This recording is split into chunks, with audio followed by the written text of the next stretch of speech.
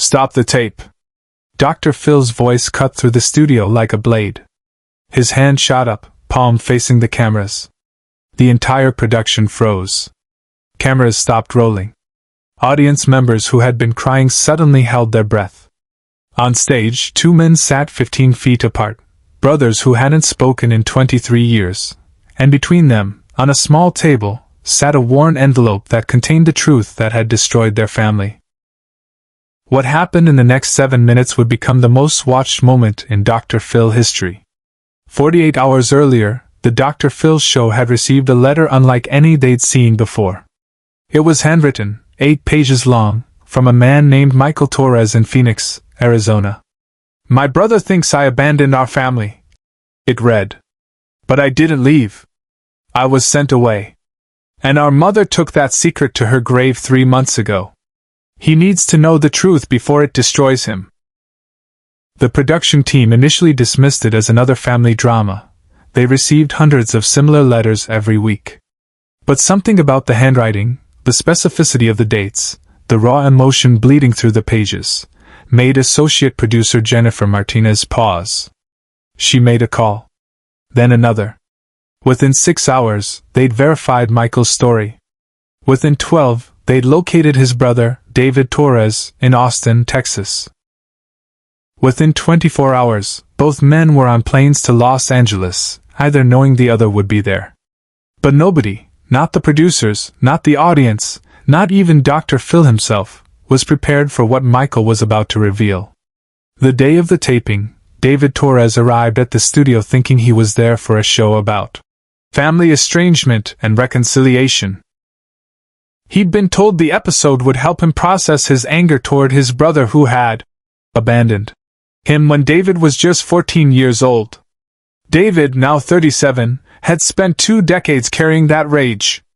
His therapist had suggested he share his story publicly, hoping it might help others dealing with similar abandonment trauma. He had no idea that in the green room, 3 doors down, his brother Michael was sitting with Dr. Phil, going over the contents of that envelope.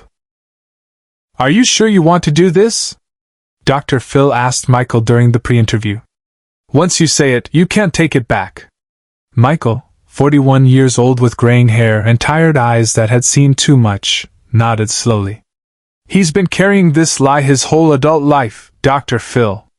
Our mother made me promise never to tell him. But she's gone now. And he deserves the truth." Dr. Phil looked at the envelope in Michael's trembling hands. Inside were medical records, letters, and a document that would shatter everything David thought he knew about his childhood. The show began normally.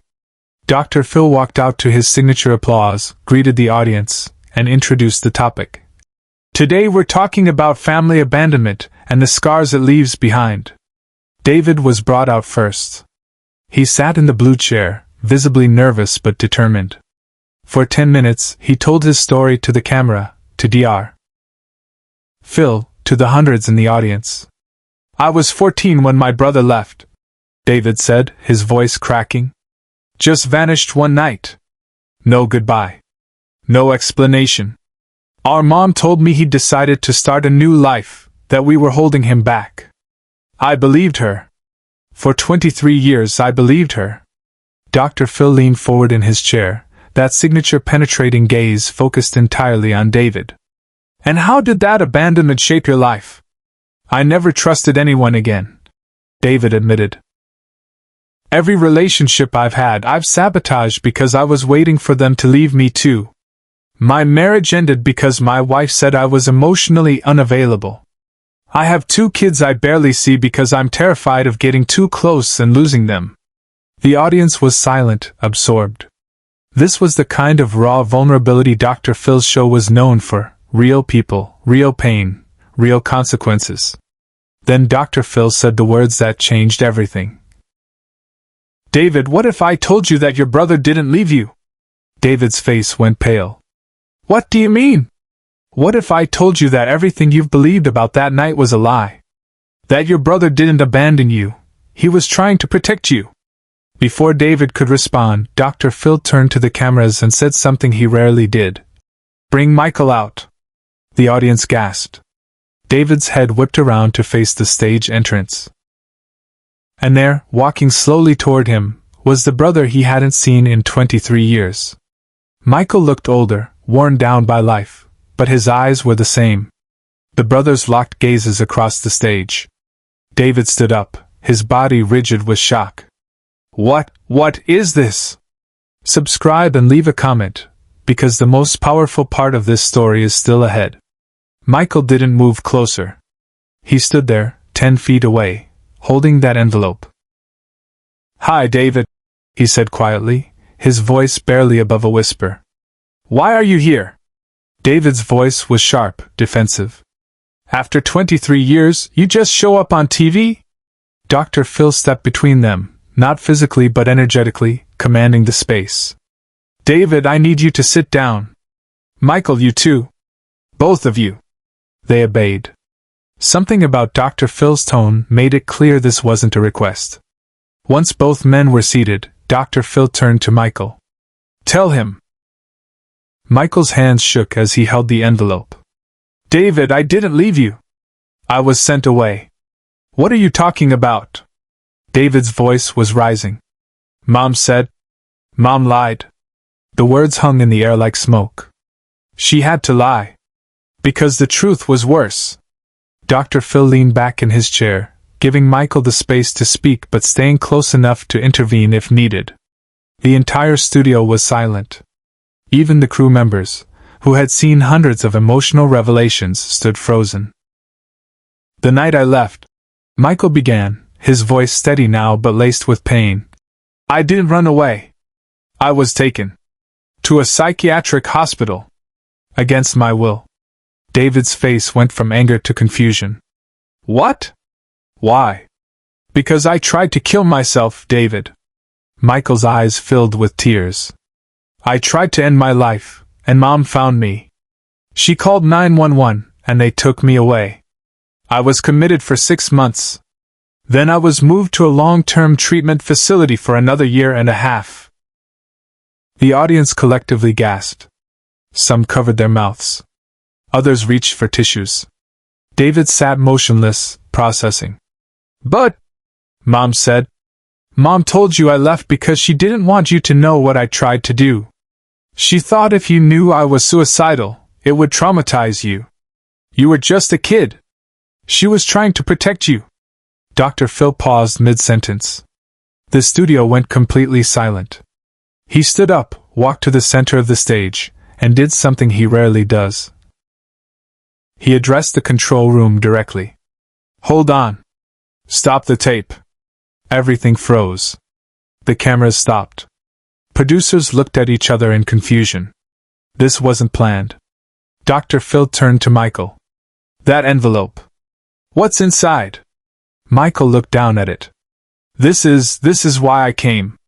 "Show him." Michael stood up slowly.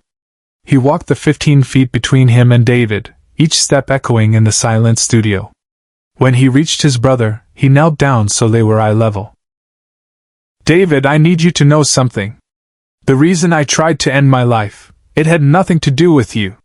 It had everything to do with what was happening to me. What had been happening for years." David's face showed confusion, then dawning horror. "What do you mean?" Michael opened the envelope. Inside were medical records, police reports, and letters written by a teenage boy who was being abused by someone they both trusted. "Our uncle," Michael whispered. "For 3 years he was hurting me. And I couldn't tell anyone. Not even you. Especially not you." David's entire body went rigid. No, that's not." "It's in here," Michael said, holding out the documents. "The police reports Mom filed after I was hospitalized. The medical records.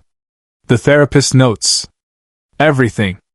Dr. Phil stepped forward, gently taking the envelope from Michael. "David, before you look at these, I need to tell you something. The producers and I have verified everything Michael is telling you. Your mother did file police reports. Your uncle was arrested and served 8 years in prison.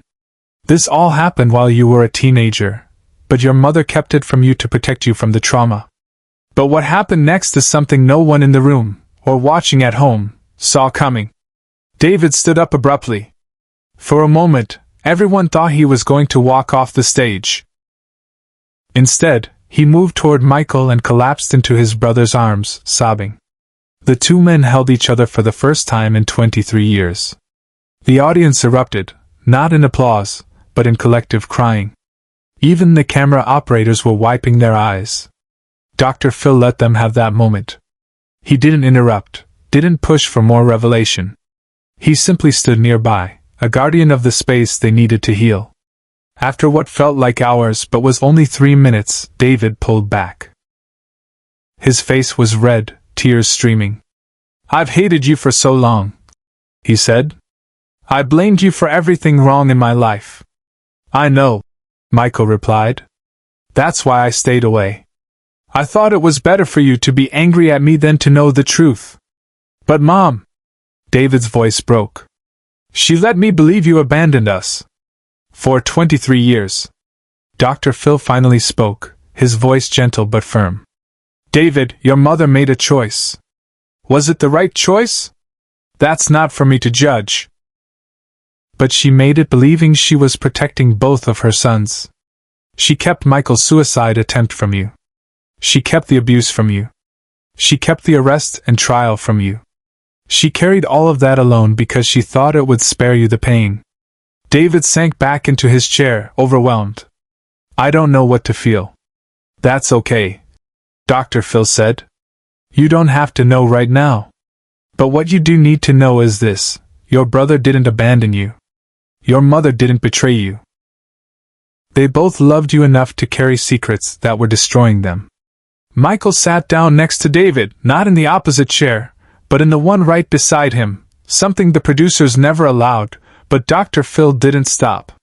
"There's something else you need to know," Michael said quietly. "Mom's last words to me.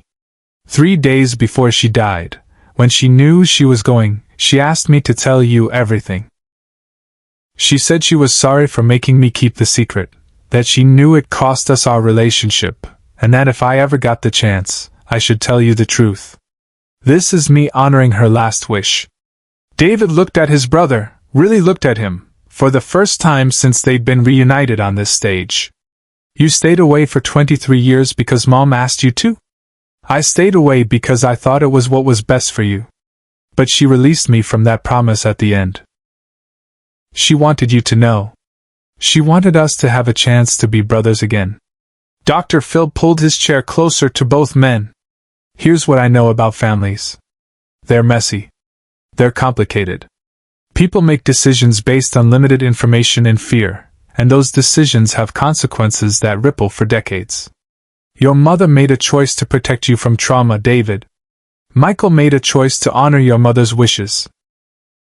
Neither of them was wrong, but both of those choices hurt you deeply." He paused, letting that sink in. "The question now is, what are you two going to do with this information? You can let the past continue to define you, continue to keep you apart. Or you can choose to move forward together, knowing the whole truth, and build something new." David turned to Michael. "I've missed 23 years of your life. And I've missed 23 years of yours. I have kids. 2 kids. Your niece and nephew. They don't even know you exist." Michael's eyes filled with tears again. "I'd like to meet them. If you'll let me. Share and subscribe. Make sure this story is never forgotten." Dr. Phil stood up. "Gentlemen, here's what's going to happen. After this taping, you're both going to meet with my team. We're going to connect you with family therapists who specialize in reunification and trauma." He pulled out 2 business cards, something he rarely did on camera. "These are direct contacts to the best trauma therapists in the country. One in Phoenix, one in Austin." Both men took the cards, holding them like lifelines. Dr. Phil turned to the audience. "Secrets destroy families. The truth might hurt in the short term, but secrets hurt forever. If you're carrying a secret that's keeping you from someone you love, tell the truth. Get help. Don't let another 23 years go by." He looked back at the brothers. "You two have a lot of work ahead. But you've taken the first step. And sometimes, that's the hardest one. David extended his hand to Michael. I'm sorry for hating you. Michael took his hand, then pulled him into another embrace. I'm sorry for letting you. The show ended with the two brothers walking off stage together, Michael's arm around David's shoulders. 3 months later, the follow-up showed the brothers with David's children at a park, flying kites together. It was simple, normal, beautiful. The kind of moment stolen from them for 23 years, now reclaimed. The episode went viral, 50 million views in 48 hours. It prompted thousands to reach out to estranged family members. The show received over 10,000 letters from people inspired to tell the truth, seek reconciliation, stop carrying secrets. For Dr. Phil, it represented everything his show was meant to be: real people, real problems, real solutions. That moment when I stopped the cameras, he later said, I wasn't thinking about television. I was thinking about two brothers who needed help. Sometimes you have to break the format to serve the person. The envelope Michael brought was donated to a family therapy institute, becoming part of a training program for therapists working with families dealing with secrets and trauma. The real legacy wasn't in the documents. It was in two brothers who found their way back to each other, guided by a man who understood that sometimes the most powerful thing you can do is stop everything and let the truth finally be told. The story became a reminder. It's never too late for truth, never too late for healing, and never too late for family.